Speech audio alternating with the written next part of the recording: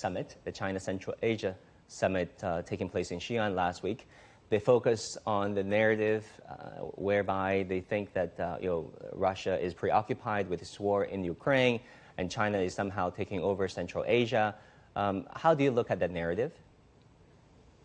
So that narrative, it happens, and we see such criticism time to time, and I can say to you that even 50 years ago, nobody in the Western academia or different international research centers didn't believe that China may become a global actor, redefining the global economy and financial system. So China approved that China today can become a serious game changer in global politics. That's why I should say to you that if we read such assessment and such views in academia or for international research, I should say to you that I would say to you that the criticism is a part of the recognition of success.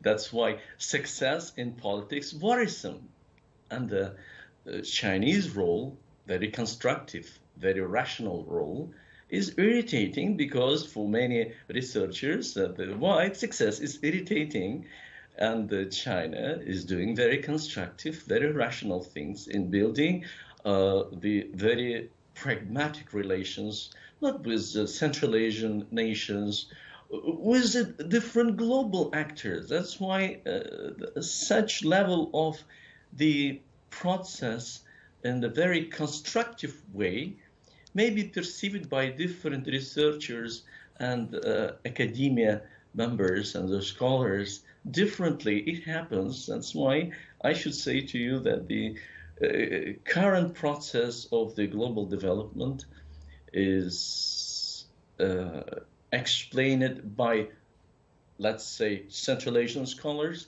in very positive way, because we see the pragmatism, constructivism, and rationalism as main elements, main drivers for the global and regional changes. That's why we have different views, but the current view of my colleagues say that we are in a process of the further improving regional and global relations, having such actor like and partner and neighbor like China. That's why that is very positive, very rational, very pragmatic for us. That's why different views, but we have different attitudes, but it's one of the approaches. Yeah, exactly.